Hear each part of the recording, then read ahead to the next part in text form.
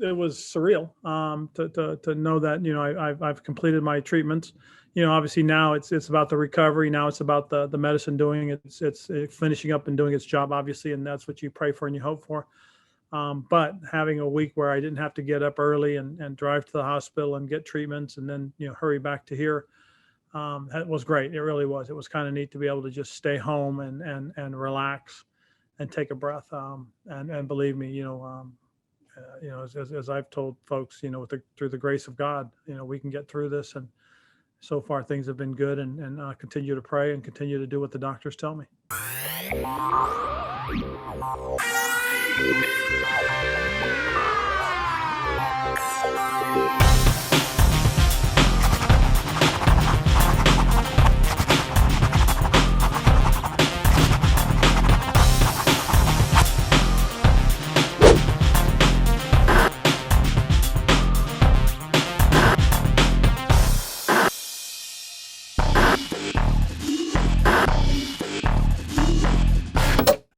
Welcome to Tony McGee's Pro Football Plus television show, here on the Mid-Atlantic Sports Network. Let's welcome our co-host this week, the former chaplain of the Washington football team, Mr. Milton Harding. A man Tom Knott once called Mad Mike, the mouthpiece of NCAA maniacs, Mike Baker. Washington football team beat reporter and member of the Fairmont University women's basketball 1,000-point club, Miss Donna Hopkins. One of the most prolific pass catchers in the 20th century, and four-time Pro Bowler and Super Bowl wide receiver Gary Clark. And a man who played in the NFL for 14 seasons, and one of the all-time sack leaders in the NFL, Super Bowl pass rusher Tony Mac the Sack McGee.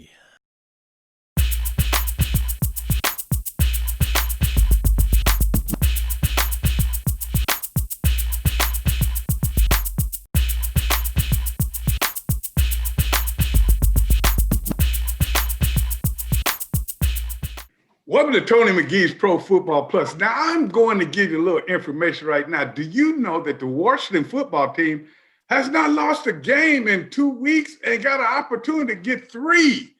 I tell you what, so when you talk about winners, you bring on one.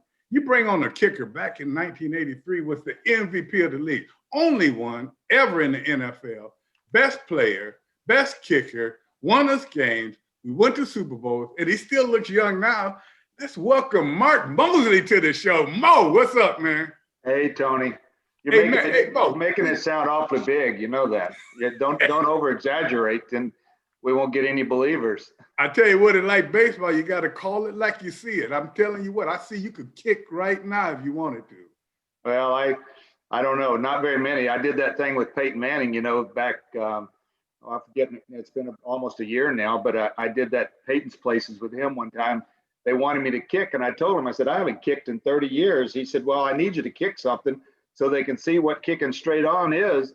So, we were on the mall downtown in D.C., and in the background, they actually let us put up goalposts, and the Washington Monument was my target. That's what I could see through the middle of the goalpost.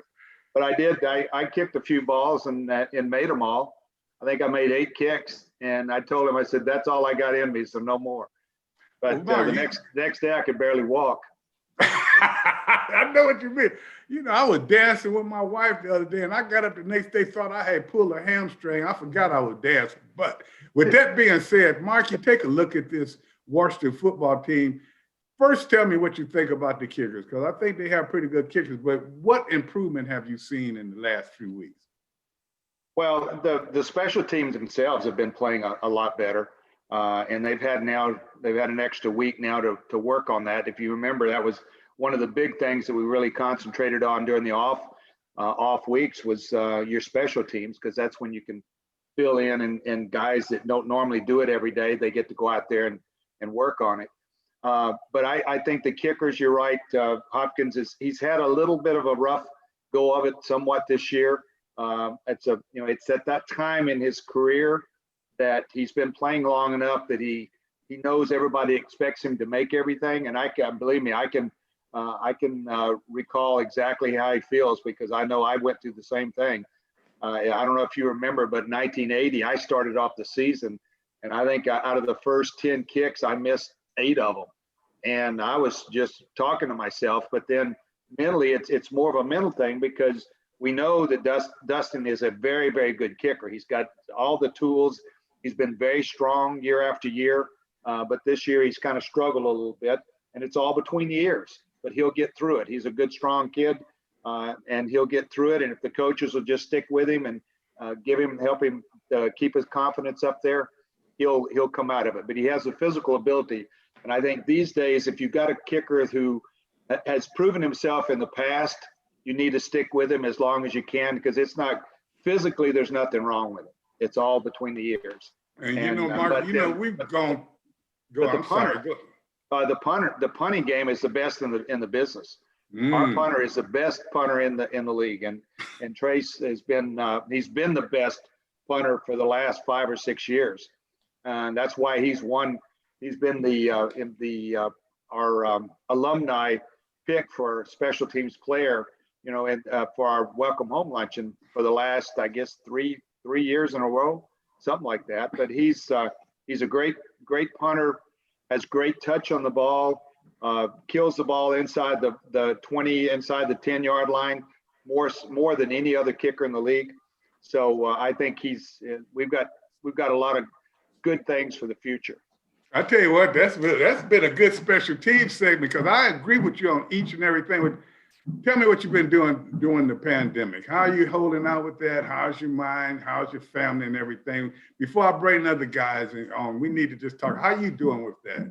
I've been doing real well. I've been very healthy. I've got I live on my 57-acre farm out here in the Shenandoah Valley, so I've got beautiful views. I can sit out on my porch every evening and watch the sun go down and watch behind the mountains, and it's been nice, really, to be honest with you, because my last 20 years working with Five Guys and helping to build that franchise has been a 24/7 job, and ever since March, been able just to stay at home and kind of take it easy has been really a blessing in disguise.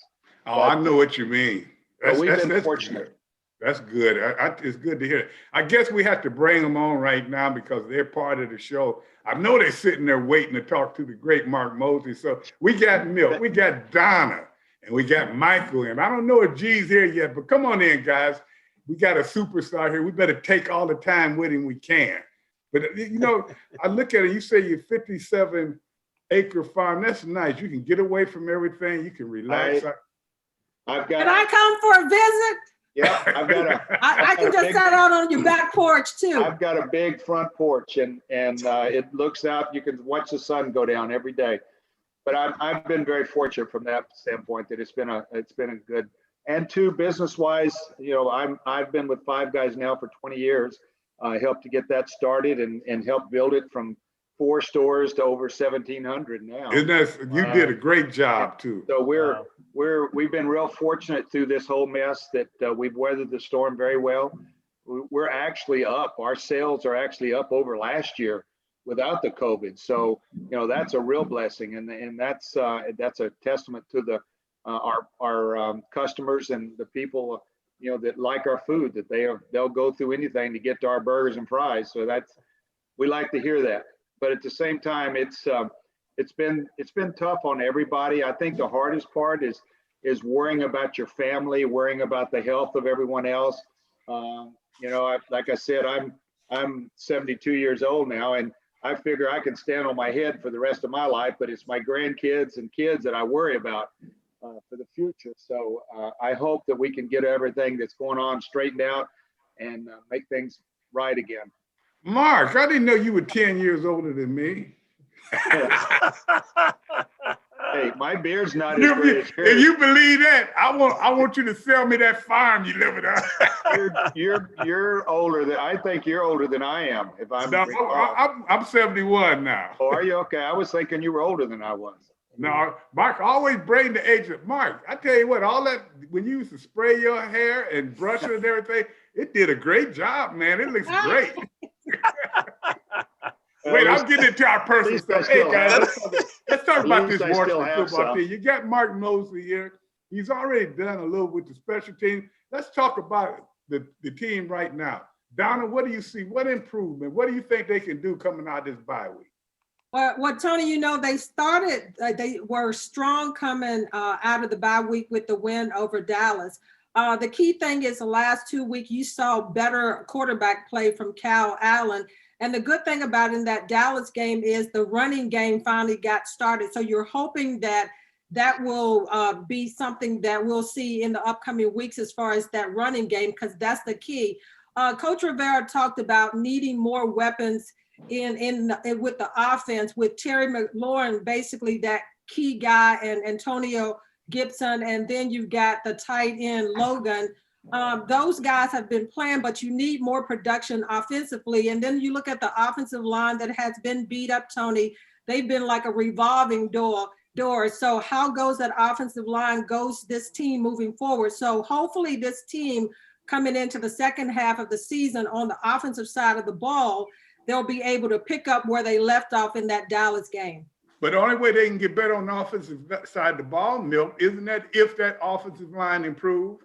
Yeah, Donna makes a good point about that, Tony. That line has been actually doing pretty well. They played extremely well in the Dallas game, I think, and they're still improving. You know, Tony, one of the things that grabs my attention about what we're seeing in this improvement is that Coach Rivera, he said this from the very beginning, man, that he wanted to change the culture and put a team together. And I think we as fans, we can slowly see it happening.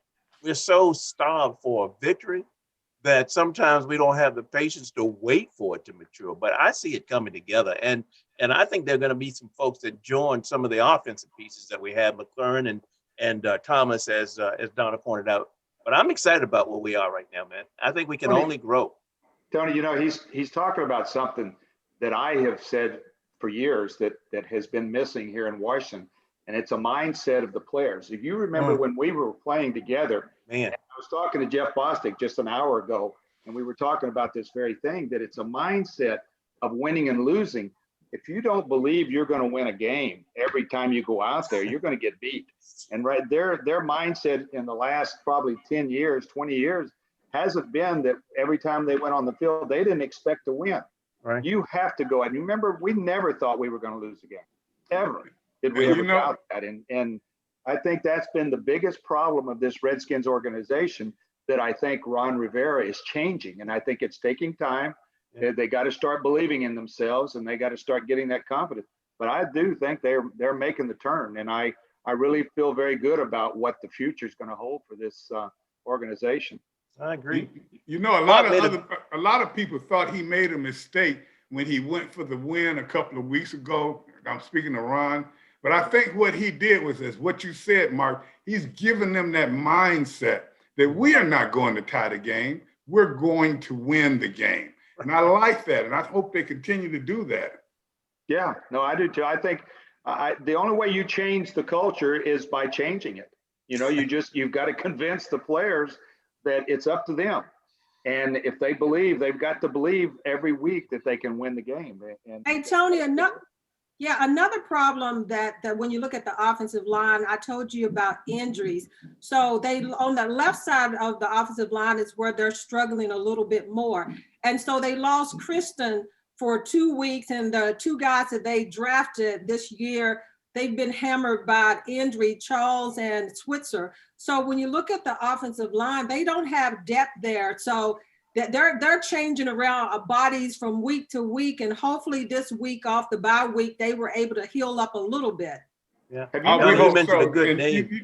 Speaking of healing up, what they have to do is really heal up mentally and physically. When we come back, we'll talk a little bit, not just about the offense healing up, the defense have healed up, playing very, very well at this moment. We'll be back in a moment as soon as we pay Gary Clark's salary.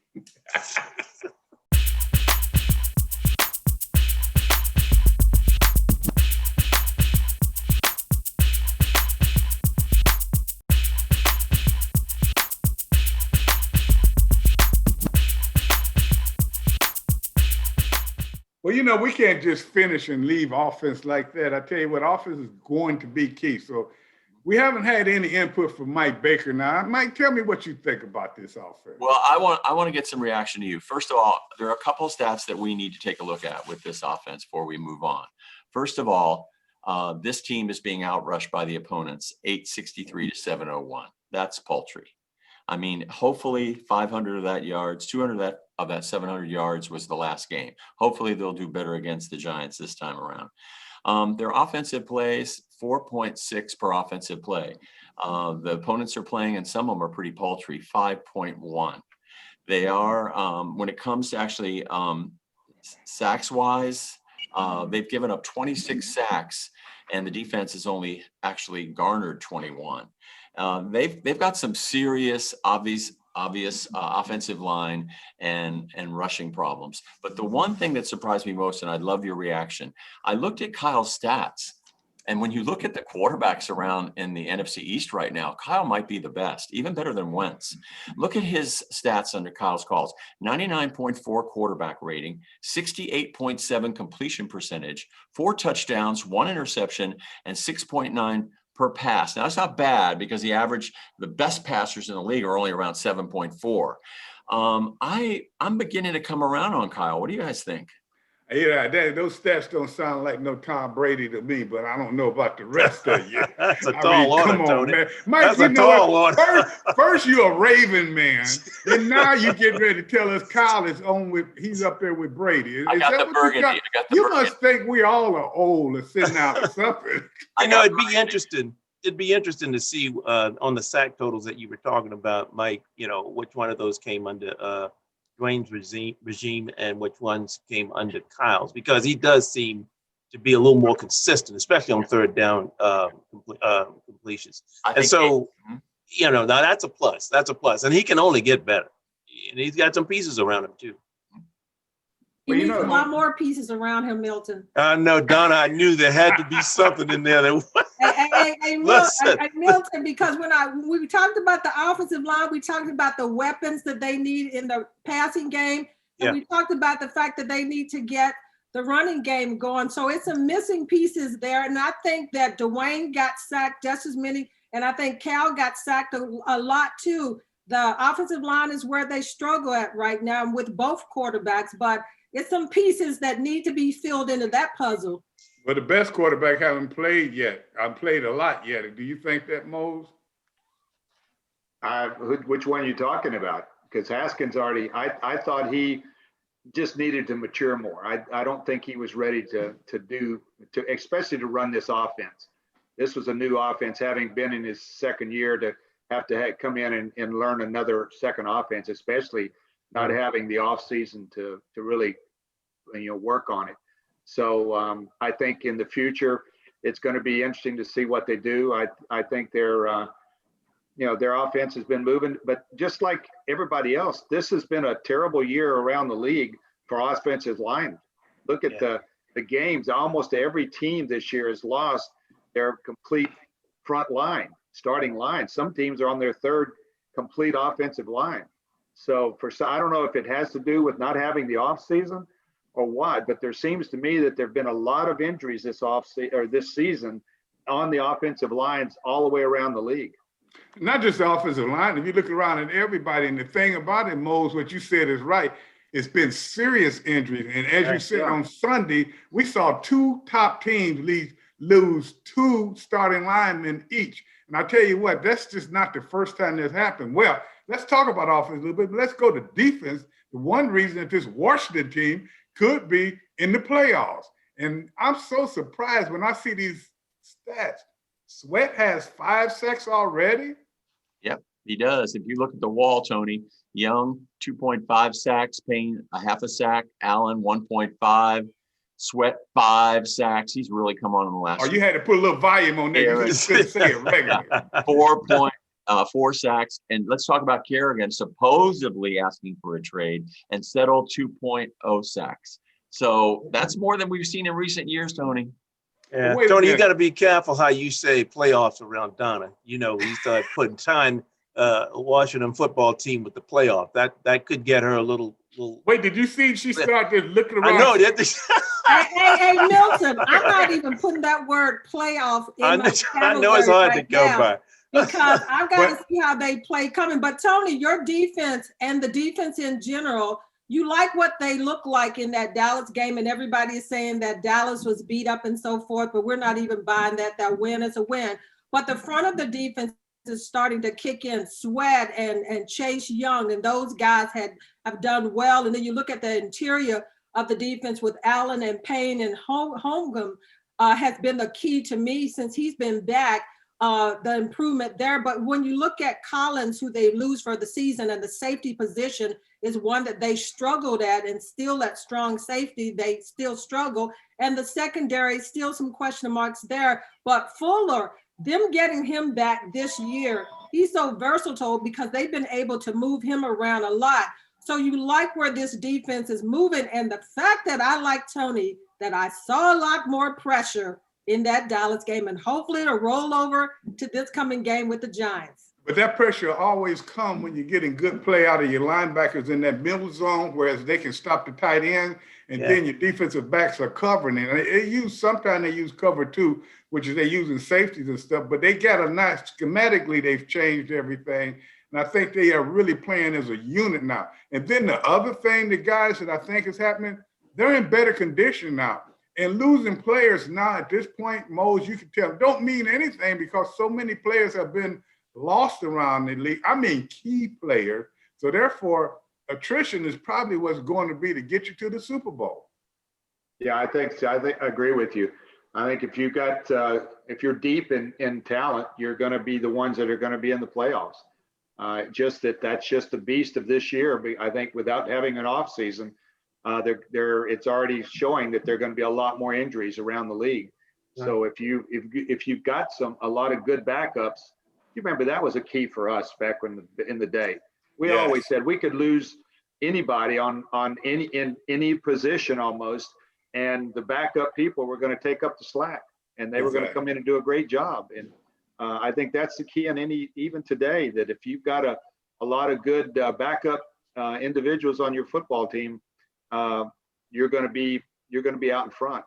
Well, Gary would, if he were here, he would make reference to that a lot, that really the starting players were almost afraid to come off the field with injuries because there was no guarantee. The backups were playing because they were hungry too.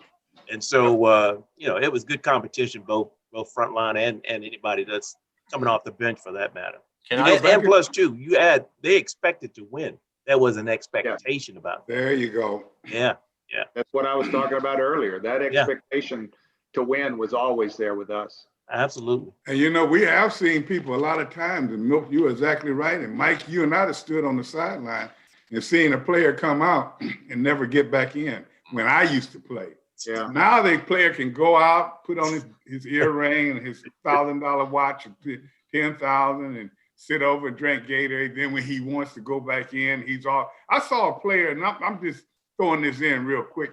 This big lineman was laying and rolling on the ground, couldn't move. I thought they were going to bring the truck out to get him. The next thing I see, he out there getting a drink of water on the field. I said, wait a minute. I just look at how players are now. And I think that's the thing, that this team is going to be different, because Ron played with Chicago when they were really good, and he's going to make it tough. But you know what, guys? For some reason, I feel a chill in the room. It got cold. It was hot in here all of a sudden. All of a sudden, like, oh, gee, what's happening, man? Hey, man, Jerry Clark is in the house. Gee. Hey, G, we got Mose here with us today, man. We were talking about your receivers and stuff and talking about defense. How you doing, man? I'm doing well. I'm trying to figure out why Mike Baker didn't put down my Miami team when we argued about it. He gave me the other person. Don't even try. Give Gary his pick, man. Give Gary his pick. No. Paper but says Mike sent the evidence over, though. How did that happen? I'm like, I'm the one that said it. When the whole conversation, then I get pick the other person. I guess it's my fault. I should have looked at the picks. Hey, Gary, you got on purple today for the Ravens, and I got on burgundy for the Washington team. This is not okay. purple. This is black. Hey, Tony. You're such a baby, man. All you see is purple. That's a shame, right? That's a shame. You just see purple no matter what. On the NFL Network this morning on their morning show, it was the general consensus that the Eagles were going to win the division because they had better players. And I don't agree at all. I think Washington, Tony, has a good chance to win this division. And you know, one stat that I really love, and you all can attest to past years when we didn't have this, 35% third down conversion rate. They're holding other teams under 35%. That hasn't happened in a very long time with Washington. The one thing is the -1 give and take. They've got to force more turnovers. Well, they'll force more turnovers, and they're doing a lot of things right now. When you start getting pressure, the quarterback will throw it to you sometime. When you get pressure, he may fumble. But at the same time, what's most important is that third down, because when you can hold them on third down or your team is making third down, that changed the whole complexion of the game. So when you look at it like that and you look at what this team is doing, you see that you start to see something that's happening. You see an old school ball being played, then you see some new stuff, then you see a coach that's fighting through cancer and doing it well, and then you see he's changing the mindset of the team. So it's some good things. No, Philadelphia is not a given. I don't think their quarterback is the quarterback that he was. Their defense isn't the same. So I'm not looking at them right now. It's wide open right now. So when we come back, we'll talk a little bit. And I hate to tell you this, Donna, Marcus already done the special teams, and he said your boy wasn't doing that well. No, he didn't say that. Yeah, well, he was thinking it in the break. He was thinking it. He was thinking it. He was thinking. He didn't want to. Yeah, he didn't say it, but he was thinking. Though, we will go around the league a little bit, and one thing you have to understand, fans, the Washington team is still in it. Yeah, that's a remarkable thing. Unlike Mike in the picks. We'll be back.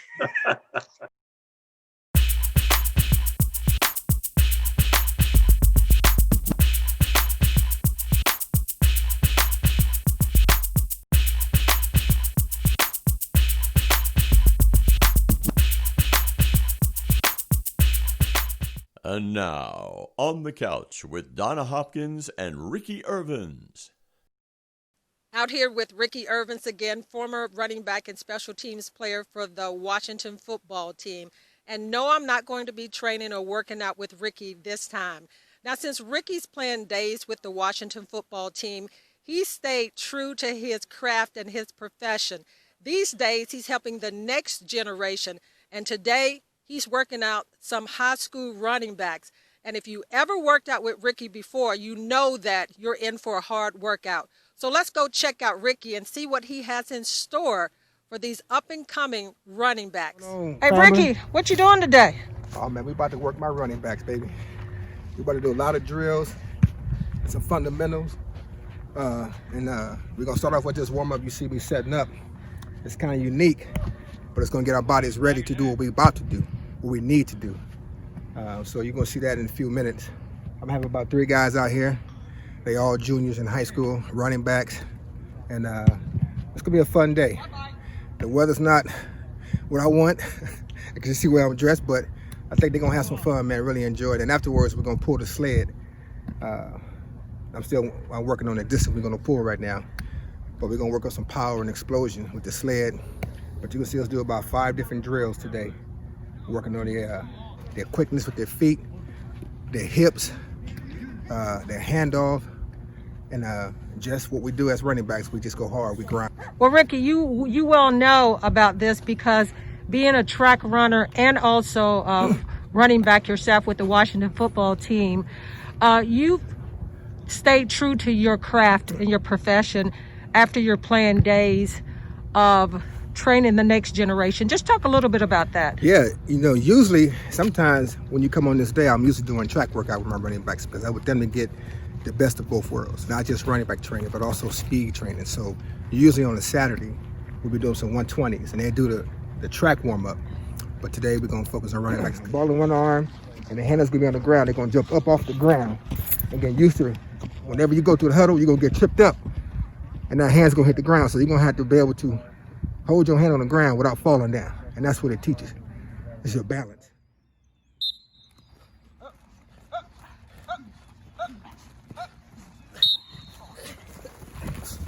Majority of the handoff fumbles happen when you're on the ground like this.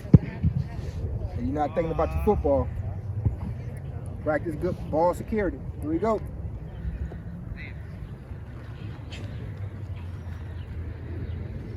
This time you move.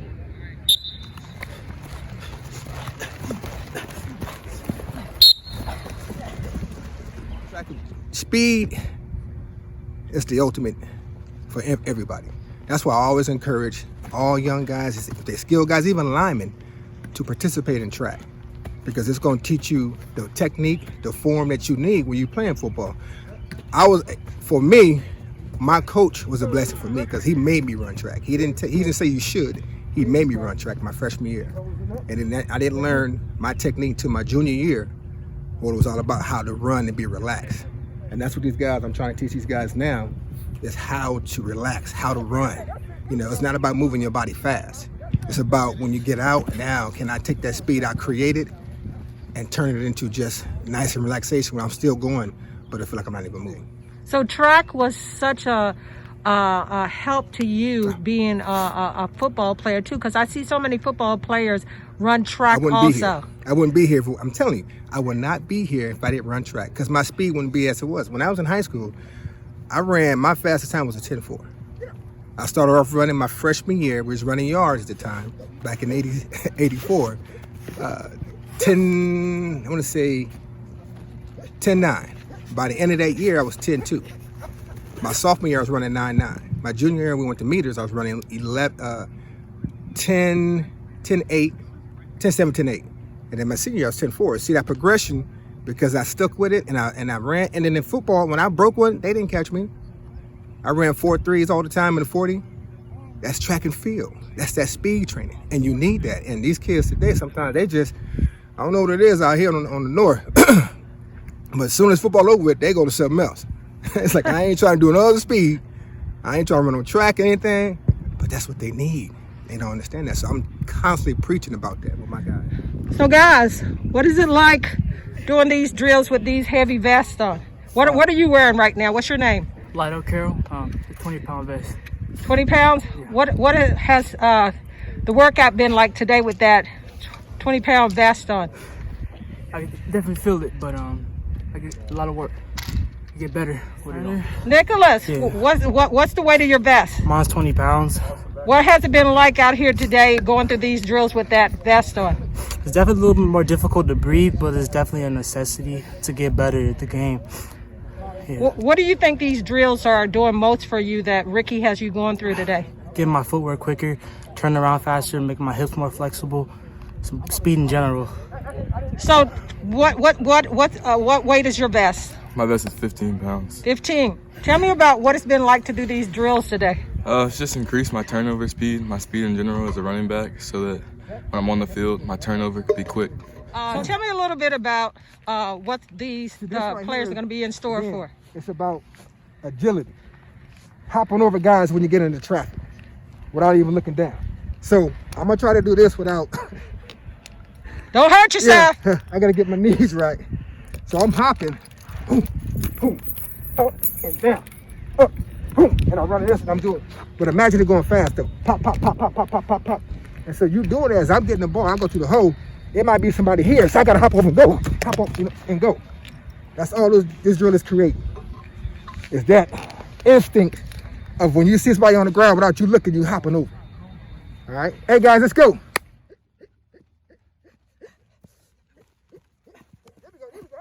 Come on. 8-8-4. And that's what I'm talking about. I didn't see no delay in that. Once he got to the big one. Boom, boom. So yeah, you guys should be doing this without even saying that.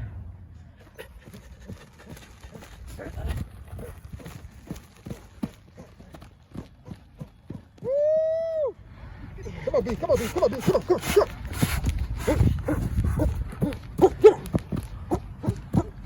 on. Ricky, you've been training these guys since your playing days with the Washington football team. Why this for you? Why does it fit so well on you? Because you look like you still can play. Yeah. Maybe not some of your other teammates, your other former Washington football team teammates, but you definitely look like you can still play. Look, I don't know about playing because I ain't trying to get hit no more. But These young cats be they want to race me, and they be calling me out. And I'm like, listen, man, you can't beat me. Trust me, I know. No, I can get you. I said, listen, if we run right now for 50 yards, I'm gonna get you. I don't want to waste no bullets right now, but when the time is right, I'm gonna let you know. But this is what I know though. It's the speed. I love speed, and I like giving it back to the kids and just seeing how they accept it and they run with it. Because a lot of kids that I've trained, they go off the run track. Because they see me preaching it so hard, and it's like what it's done for me. So you know what? Maybe I give it a try. But Ricky, it's so much more than you just training these guys. What are you hoping that they will take away beyond just what you're doing with the physical part? That when they get older, that they give it back to somebody else. That was an excellent piece. Right. And I like the way he ended that too. When they get older, they can give it back to someone else. Well, Donna, you've done this, and I was talking to Mose during the time. He said he's been doing these camps with Ricky. Tell me a little bit about it, Mo. Yeah, back during when we were having the controversy on the name of the Washington team, Mr. Cook, that's how far back Dan had several of us going out and visiting with the reservations and visiting with their councils. And what I did was we had some football camps along with that. We had about 30 camps that we did. And Ricky was one of our coaches that helped with that. And the kids were just eating it up. I was amazed at how they absorbed every word that was said and how excited they were. And I watching this piece here, I realized, track was my number one sport in high school. I had long jump. I won state in the long jump. I was the 100-yard dash winner. That I had the national record for the 220-yard run back in high school, and it held for a long time. And but the key was what it did for me later on was the leg speed that I had was a big part of my kicking, because kicking straight on, it was that speed that I could bring my leg back and bring it forward. It was leg speed. And then I had the strength to go along with it. I had very strong legs, and you put the two together, and that's what made me a good kicker. And I used to get a lot of accolades from coaches saying, how do you get the ball up that fast? Well, the reason was the leg speed and the strength. And I think for every athlete, I think track is a must. I've always encouraged all my grandkids and kids to run track if they would. And the only one that did it, though, I think was my granddaughter. But they were, I think track helps everybody. Yeah, Mark, I was tracking basketball, but Tony, I think the most impressive thing about those guys is the heavy vests that they had on doing those drills. And I had told Ricky before, I said, I'll work out with you all. But then when I got out there, I said, no, I'm good. Well, I knew it was trouble when Ricky didn't do nothing. Back in my day, we didn't have those vests. I used to have to carry cinder blocks. I had them one in each hand, and I had them wrapped tight around with a towel around my neck, and I'd run up and down the stands with those concrete blocks. That's all we had. You could have got knocked out. All that fancy equipment. Okay, I'm gonna ask 2 or 3 real quick questions. G, what did you run your 100 in high school? Oh, wow. It was 100 meters. I don't remember. Nothing like what Ricky or Mo probably did. Okay, Mo, what did you run yours in? I didn't run meters. We ran yards. Yards. I knew. That's how old I am. My fastest 100 was 9.4. Man, I was getting ready to fat mouth on you. I did a 10-2, but I wasn't the fastest guy on our team. But I only weighed 185 pounds then too, so that made a big difference. Mose, you could pick it up, but you were a running back when you first came in the league, weren't you? Yeah, I was a quarterback. I knew it was. I was in high school. I was a running back and middle linebacker in high school, and kicking was just extra. So let's segue into this. That means that you had speed as a special teams player. Do we have speed on this Washington team, on their special teams? Now? Yes. I think we do. The kids today, especially the linebackers and D-backs now, are so much more experienced in the game itself, along with the speed and the talent that they have. It's amazing how fast these kids are, and Well, how Bill, quick, I'm amazed at how quick they are to go along with the speed. I mean, they can do your, that right left movement on a dime, whereas it used to take us at least a quarter to make that kind of move. Well, one of you guys tell me, if we got that much speed, why don't we see more plays on Washington special teams? Somebody tell me, Milt. Well, oh, that's okay, the Homer. No, yeah. It all looks good to me. No, I think as we talked about it last week, as we get some players back healthy and some who get used to playing on special teams, I think you'll see us even get stronger. Like Mark mentioned earlier, we got the best kicker in the business right now, and so I think we'll see that come around. The question mark I still have out.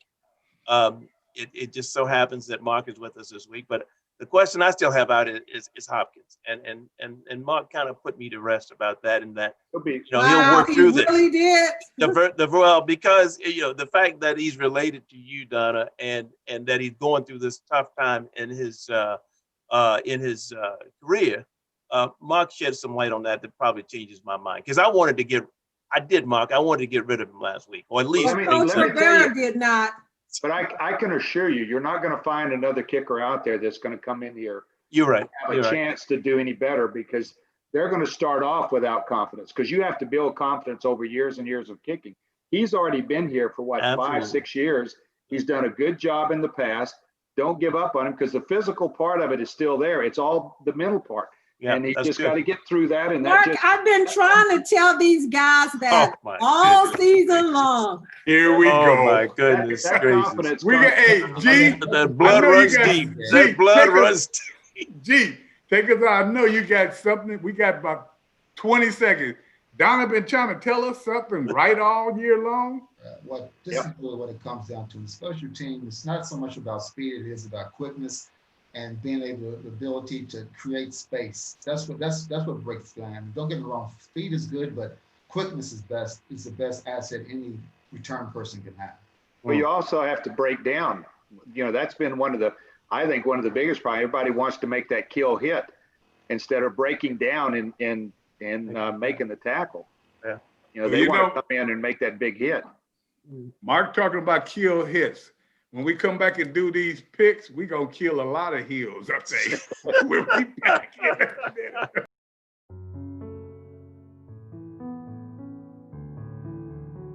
It took several months. We sat down as a committee to talk about exactly what we wanted to do. We wanted the entire community to be engaged. We wanted the members of the Black 14 to learn about who we are now.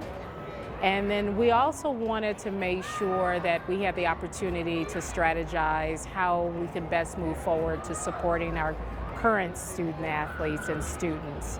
So it was a lot of planning, faculty, community organizations, various departments around the university. Everyone chipped in, and we had the finale on the field. Very excited. I'm here with my fellow brothers, Ron Hill, Griffin, Tony, and Guillermo. We all feel the same way. We've been bitter or we've been mad, but right now, the Black 14, the way they were 50 years ago, is gone. The new ones are here now. From now on, we talk positive stuff about the Black 14, and these guys here will be a positive part of it.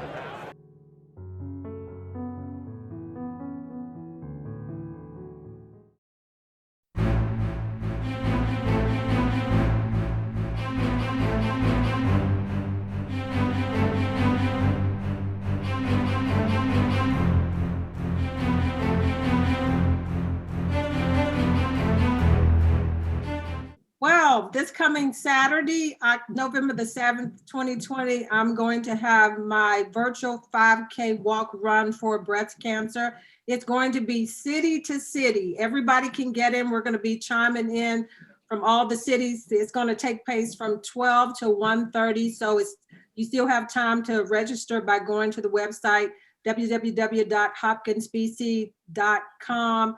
and come join us for a great time. It's going to be more than just walking and running. And I'm trying to get all of this crew to come on and be a part of this 5K walk for those that's going through breast cancer. So again, is this coming Saturday, November the 7th, from 12 to 1:30, and I'm going to be out there. I've already warmed up, Tony. Well, you know what, Donna, and I'll do anything I can, but if you wanted me to walk, you should have told me that 2 years ago, so I could have got started. I thought that Gary was going to run. I thought that you and Gary and Milton and Mike was going to run the race instead of walk. 2 years ago, you should have told me 2 years ago. Hey, Tony, we were going to. Can I roll the race?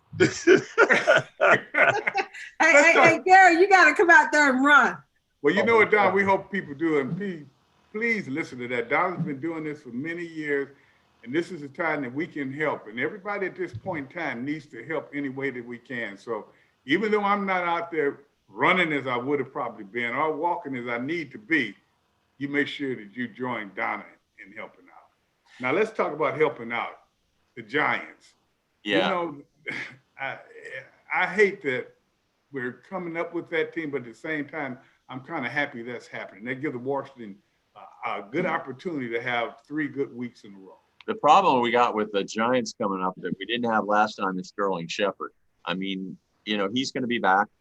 He's going to be playing. He wasn't playing last time, but we're going to take away one of Milt's favorite players, and that is Devonta Freeman is going to be questionable for the game. So I know you bragged about him last time. Well, but he's out now, so that's good. Well, I mean, he's questionable. But Will Hernandez is in COVID-19 in the reserve list, and so he most likely will not play. But they still have to deal with Darius Clayton, who's their leading receiver. And you're going to love this, people. You're going to love this. Their leading rusher is their quarterback, Daniel Jones.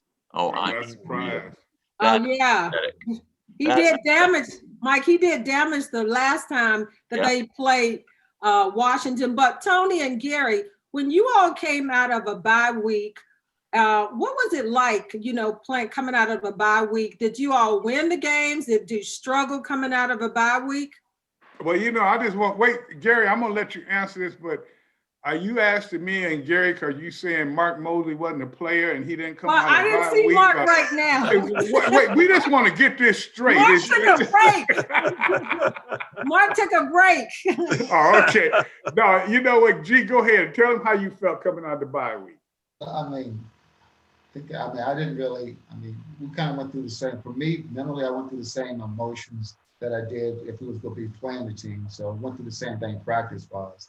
I just don't remember losing that often, period, anyhow, Donna. I probably won like 70% of our games. So at the end of the day, I had to guess, if I had to guess, we probably won majority after a bye week, just because we won the majority of the time that I played anyhow. So I have to go with that portion of it. I always enjoyed it because it gave me an opportunity to have at least a week of rest. It gave you an opportunity mentally and physically. I always thought that was important. And if you had something that you needed to correct, that was a great time to do that. And so, you know, I always loved the bye week. We did not have them. When I first started playing, it wasn't nothing that's even close to a bye week. Matter of fact, we would be at practice at 10 in the morning and back on the streets at 1 in the afternoon. We didn't stay there all day. They used to come in and get us out of the bars so we could practice. So with that being said, we were glad to have a bye week. So when we come back, though, we talk about the Giants, but let's talk about the league a little bit. Because the way this league is playing out right now, this Washington team can play into it big. Mark took a little break on us, but we'll all be back in a minute. Donna didn't want to talk to Mark, saying he wasn't the player, so we'll deal with that. And Milt, he hasn't had a chance to be a homer today. We got to give him that. And Mike, we'll be back. Hey, Tony, you know, before we get started on some of the other things we're going to talk about around the league, it's a little disappointing what the Washington Nationals did. I'm wearing my hat today in support of them, but on the other hand, they spent $5.4 million or something to basically not pick up the option on pitcher Anibal Sanchez, Adam Eaton, outfielder Adam Eaton, and my favorite player, Howie Kendrick. They did not pick up the option on them for next year. Now, Can they come back to the team? Sure, they can always renegotiate. Kurt Suzuki is coming back. Max Scherzer's favorite catcher, he'll be back. But it sounds like breaking up is hard to do, but it looks like they're starting to break this team up and maybe rebuild for a World Series down the road. It's a heartbreaker. Wait, Mike, you think they're breaking the team up? You really think they're a pretty good team? They're starting to they're going to try to get a little younger. They got a pitcher they really like. They're going to bring up.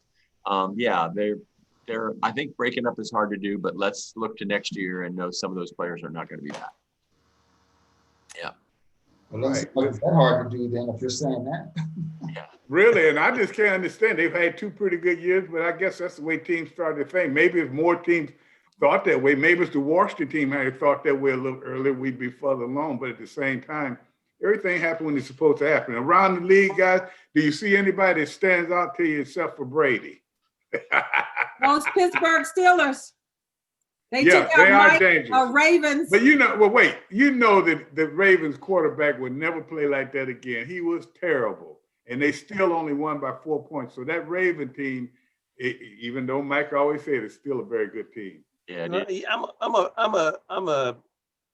I'm a fan of that Pittsburgh Steelers team. It was a reason why the quarterback played like he did, man, because that defense was smoking, man. They was the whole game. And Big Ben was getting hit and still came back in the second half. Big Ben can't really move from pressure, so he's gonna get hit. No more. He can't. Yeah, but he does. He just takes the hit, but he still gets those balls off, man. So Ben doesn't have many more games left in him, but he's getting it done right now. The word is Big Ben. That's Big Ben. He doesn't have. Yeah, that's right. That's why they call him Big Ben. All right, we got a couple of minutes. Hey guys, I hate to cut you off, but we can't let Mike get away. He don't want to say these picks of Mike. We have a controversy on the picks. Gary said you didn't give him his right pick last week. Maybe the fans can write in. Gary, we're going to dig through all the files and find all the audio files. I am not going to aggravate my favorite wide receiver of all time. I'm going to give him Miami. Gary, whoa. It ain't going down. That is not happening. You guys are with me at first until he agreed to do it. Ain't happening. All right, we got about a minute. No, Gary threatened to bring in Ernst and Young. That's why you gave him Miami. He doesn't get Take it out. We got accounting rate. Mike, in that minute, we are not going. You're not giving up those points unless you're giving them off of your score. Exactly. Hey, I'm just saying. I'll keep Gary happy. It's like Watergate. Just listen to the tape. Anyway, Tony's 20-10, Gary's 19-11, Donna's 18-12. No, I'm 19-11 too. Oh, here we go. Get it right. Here we go. We'll take a look at that, folks. We'll take a look. Get it right. We'll take a hard look at that. Everybody, I demand that my numbers be looked at. Everybody's coming at me. All right, and then I'm glad I'm not in the Seattle, middle of Buffalo, that. Detroit at Minnesota, Miami at Arizona, New Orleans at Tampa Bay, Las Vegas at LA Chargers, and we'll have their picks on the screen for Donna and for Gary and for Tony and Milt and for this coming week's show. Anyway, Tony, hey Mose, we're out of time. Yeah, we out of time. Mose, thanks for being on, man. We want you to come back again real soon. Even though Donna tried to act like you were just a kicker, you still my superstar. Jay, ladies and gentlemen, come back. Maybe next week we can talk about 3 weeks in a row that the Washington team won. And I tell you what, that'll be a great thing to do. But as I always say, and I'm telling my friend Mark as I look to him, we never say goodbye, we say in the minute. I'm telling you, fans that. Thank you, guys. It's good seeing you guys again. Take care, Mark.